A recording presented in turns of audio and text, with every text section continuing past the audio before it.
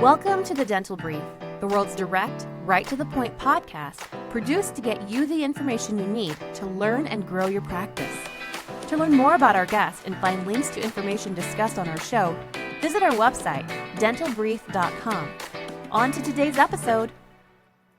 Hello, everyone. Welcome to another episode of the Dental Brief. I have with me on the show a terrific guest, a native New Yorker, such as myself, and I hope I get the name right, but it's Dr.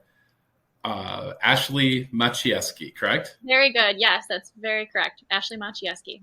I feel like the more times I say it, the more that I'm going to get it wrong. Right? So I apologize if I do mispronounce it. But thank you very much for being here today. We appreciate it. Thanks for having me. I'm happy to be here. Yeah, so you're doing something really kind of cool that we're going to jump into in a little bit, something kind of fun. But first, tell me how you get involved in dentistry. Well, I knew I wanted to be a dentist when I was a kid. I knew when I had a sibling born when I was young who had special needs. I loved all of her different doctors, her nurses, her therapists. So I would interview all of them and ask them all about their job. And I think by the time I was 14, I had chosen dentistry. I decided that was my favorite provider, our favorite family dentist, and wanted to be just like them. And turns out I'm not doing anything at all like what my childhood dentist does. So, but I love the field of dentistry, and you can treat every single person, even people without teeth, all ages. Everyone needs a dentist. So that's why I really wanted to jump in. Yeah, that's fantastic. And it's a cool story. How long have you been practicing? I graduated in 2019. I've been practicing now almost 3 years. Okay. So you're doing something that I'm sure a lot of people told you that couldn't be done or shouldn't be done or wouldn't be done. Tell me what you're doing. Absolutely. I am doing dental house calls. That is my business. I drive to people's homes and I deliver care to them via mobile equipment in the comfort of their living room, their house, their hospital chair, wheelchair, wherever they need to be treated. But I will say dental home care is not a substitute. If you're able to get to the dentist, I definitely recommend it. I don't have a portable panoramic machine. I cannot do same-day crown milling in people's homes, but I'm treating people who for a very long time had zero opportunity to get to the dentist and have any treatment at all. So that's kind of where I'm trying to fill in the need, the gap. So are most of I'm assuming some of your patients are probably special needs of some sort or another, but others are just the elderly, or what's your typical patient look like? My patients may have special needs, but a lot of them are elderly, yet with limited mobility. They may have dementia or Parkinson's. A lot of people have muscular dystrophy, MS, CP, any kind of condition that would inhibit them from leaving. A lot of patients with ALS, like degenerative diseases. So patients, even in hospice, who have been healthy maybe for their whole life, and now they're just elderly and they're leaving us peacefully, and they have a tooth that is cutting their tongue every time they talk, and they need a dentist to smooth it out. So a lot of different patients. So tell me, what are some of the what are some of the challenges? Or actually, let's do this backwards. What are some of the things that are a lot easier about doing remote dentistry? I shouldn't say remote dentistry, doing on-site, right, house calls dentistry. What are some things that are really easy that you thought were going to be challenging and difficult?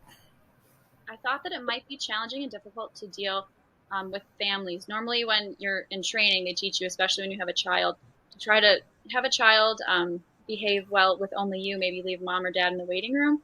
But actually, I'm treating people and their families kind of all at once. They have loved ones around them nearby, and I thought it might be tough to deliver care and, talk to families while I'm doing it. And it's actually turned out to be one of my favorite parts of home dentistry is getting to know the family stories.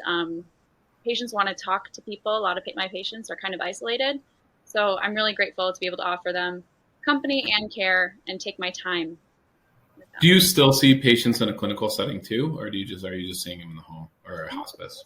I have a part-time 2-day-a-week position at a community health center in my town. At a public health center, I really care about delivering care to patients who might not otherwise be able to find it. So I have a traditional care setting where 2 days a week it's busy, go, go, go. So when I'm at home with patients, I really like to take my time and hear their stories. Why do they need me there? What's been going on with them? And I get to offer care they haven't had for years. So what are some of the challenges that you're having that you didn't think would be a challenge at all? I will say ergonomics. I didn't think about this, but geez, I am put in all different kinds of positions when people are upright in their hospital beds or wheelchairs, and I'm happy for them to remain comfortable. But sometimes I am upside down if I'm doing an extraction or something silly. So I will say I've had to invest more in my back health, my neck health. It's not a typical setting where I'm able to just adjust a patient in a chair. My patients have limited range of motion sometimes, so I'm doing a lot more movement than I thought I would be doing. So what are the next steps for you? Where do you plan on taking this? What's your goal and vision? If you don't mind sharing that. No, that's fine. I realize that I love to be doing it even more often than I'm doing it. I'm up to 3 days a week, and I'm getting pretty busy, so I'm pretty sure that I'll be able to do that even more in the future.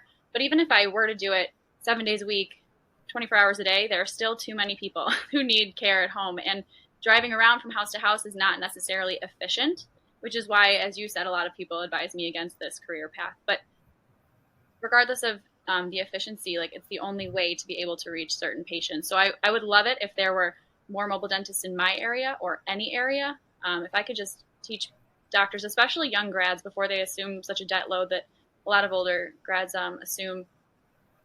Young grads can do this quickly. It's a low barrier to entry. You're helping people who really need it. And I would just love to get the message out there to people to start doing this, because there are so many people who need care. There could never be too many of us, even if you're doing it part-time. And so who do you think it's right for? Right? I mean, what types of people do you think should be the ones? I mean, because obviously it's not right for everybody, right? Yeah, I would say that personality-wise, the type of person who should be doing it, probably somebody who's very patient, someone who really cares to talk to families and patients and get to know them personally. I would say at stage of the career, it's really great, like I said, for new grads to enter into the field. And I would say it's great for retiring docs who might be selling their practice, getting rid of some bigger equipment, who maintain, more mobile or smaller equipment. They can offer services at home. It's really great for any dentist who's looking into it. I will say the economics of it get tricky. So if you're in the middle of if you have a practice right now and it isn't completely self-sustaining, or let's say like paid off even, I don't know if the opportunity cost of going to one patient's house for a couple of hours is worth the time for some people. So I would say the dentist would really have to make that decision on their own based on where they are financially or in their career. Sure. This probably isn't someone where acquiring wealth is a significant part of their career decisions. I'm guessing it's probably not the best fit for someone who's purely money motivated. Absolutely. I mean, it's definitely, like I said, it is not efficient. I might spend 2 hours at someone's home doing exam, prophy, x-rays, denture adjustment, something like that, where in 2 hours in a private office, you're able to do 4 hygiene exams and see 3 or 4 patients yourself. Sure. So it is not the most efficient mode of care. And if anyone's looking for an efficient, high-dollar system, that's probably not the way to do it. But that being said, there is a great demand and not a lot of doctors doing this. So even if you are there for 2 hours, some families really do value that care, and you'd be surprised at what they're willing to exchange you for that, just because the value is so great, what you're able to provide families. So for our audience that's listening who knows that maybe this isn't the right fit for them, something that they don't want to do or are not going to do or physically can't do, right? Like you said, ergonomics, you're contorting yourself, hanging upside down. Yeah, it is not for everyone. The care at home is not for everyone, or the dentistry. That's for sure. You have to be. Yeah. So, but if you want to support this and you want to make sure that people are getting services that can't come into practices typically, what are some things that you can do? What are some organizations that can be supported, or some groups that can be supported, maybe with supplies or with donations or something along those lines? How can they help outside of dentistry? So I would say outside of dentistry, organizations that are already visiting people at home, like visiting nurses and things like hospice, things like that, support those visiting agencies. They do take care of people at home. Do me a favor and re-ask your question. Maybe I misunderstood. Yeah, so no, it's okay. And I didn't do a great job asking it. So I'm just, outside of doing dentistry themselves, what are some things that audience members can do to support people who are at home, or support dentists or at home, or other organizations at home? Understood. Without going themselves. Yeah, without going yourselves, definitely support those care organizations who are. It's amazing. I didn't know about so many care organizations in my neighborhood until I started visiting people at home, who then told me that they got Meals on Wheels, or maybe they had a visiting nurse come, and just look at those organizations in your area who provide direct care and support them in any way possible. Send patients their way, donations their way, because they're offering more than just healthcare. When you're working at home, they're offering a lot of company support, keeping people mentally happy while they're at home healing. Yeah, it's awesome what you're doing, and we really appreciate you being here. I want to promote your website and tell our audience to check it out and see what you're doing and learn more. It's AccommoDental.com. That's AccomMO dental.com. Give you the last couple of words. What else would you like to share with our audience? Thanks. I would just like to share with your audience that thank you for listening, and keep making dentistry great. Find the way that you fit into it. If you're a dentist or looking to get involved, there is a type of dentistry for everybody out there, and find your fit where you think you fit best and what kind of patients you'd like to work with. So, thank you very much for being here, Doctor. We really appreciate it. Thanks for having me. Thank you for joining us on today's episode. Did you know you can weigh in on today's topic on Facebook? Search The Dental Brief on Facebook or visit our website, dentalbrief.com, and just follow the link. We look forward to having you join us again on another episode of The Dental Brief.